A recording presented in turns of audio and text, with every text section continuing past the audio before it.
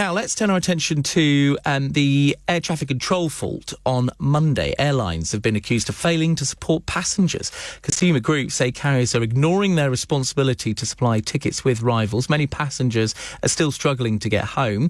The head of the UK's air traffic control service saying unreliable flight data caused the glitch, which left thousands of passengers stranded over the last 72 hours. EasyJet making extra seats available to get customers back. Well, let's speak to William Hallowell, a aviation journalist for Airside International magazine. Very good evening to you, William. Thanks for joining us. Hello, thanks for having me. So we're still not clear as to exactly what's happened, but it appears as though potentially a maybe small bit of data is what caused the air traffic control fault on Monday. Well, as you said, Martin Rolfe, the CEO of NAT, said that yesterday what happened on Monday was a very occasional technical issue and that it relates to, as you say, some unreliable flight data, and they've ruled out the possibility of a cyber attack. Interestingly, both the Mail and the Times have blamed the French. They said that badly filed travel plan by a French airline was behind the air traffic chaos, but critics have said that, you know, those papers are essentially scapegoating France. OK, so maybe not down to France, but if it is unreliable data that was kept away from air traffic controllers so they didn't act in an unsafe way, as the NAT's chief executive said, this is data that the system didn't understand, couldn't interpret, he says. It seems extraordinary that that is what could cause something so huge. Well, yeah, you're very right. I mean, they've said that they've got a contingency plan, and as I said, they said it's a very occasional technical issue. But yeah, this doesn't happen often. No, it doesn't. And they haven't really given any more information as of yet. Obviously, we're waiting for a report, which I believe they've said. The CAA have said that it will be ready for Monday, but as of yet, we can't get any more information at this time. No, of course, the air traffic control system and the service, NAT, is doing a huge job. It's almost difficult to comprehend exactly what they do when it comes to looking after thousands of flights arriving and departing from UK airports. But it does seem extraordinary that this sort of failure could have such a huge cost, £100 million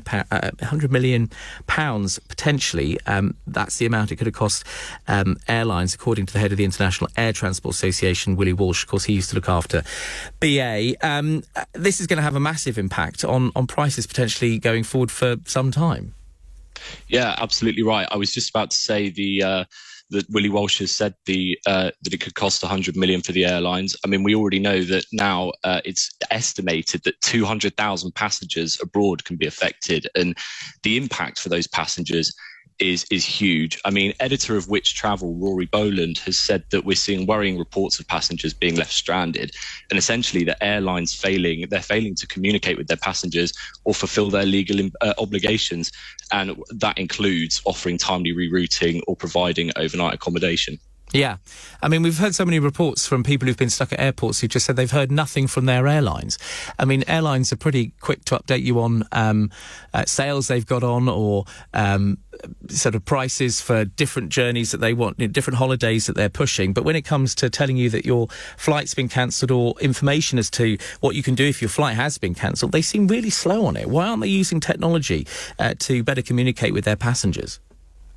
Well, look, obviously I can't answer that question. I've spoken to a number of passengers who have given me mixed answers. I'm obviously not going to name drop specific airlines, but some have said they've been really helpful. Others have said that they won't answer direct questions and instead have just yelled at their passengers in the terminals, giving them instructions. And in terms of going back to what air traffic control does, it's obviously an incredibly complex system, and and safety is paramount, isn't it? Absolutely, yes. And so, why do you think that they have not given us a timely explanation as to exactly what's happened here? I mean, is it because the system is so complicated that we're going to have to wait till Monday? Well, I think there's an element of that. I also think there's an element of airlines waiting because they don't want to potentially spend money where they don't have to. They don't want to take potentially some responsibility or pay out compensation to passengers where, you know, they'll say they aren't responsible. Great to talk to you. Thanks for joining us here on LBC News. William Hallowell, aviation journalist for Airside International magazine. The news in 20 minutes.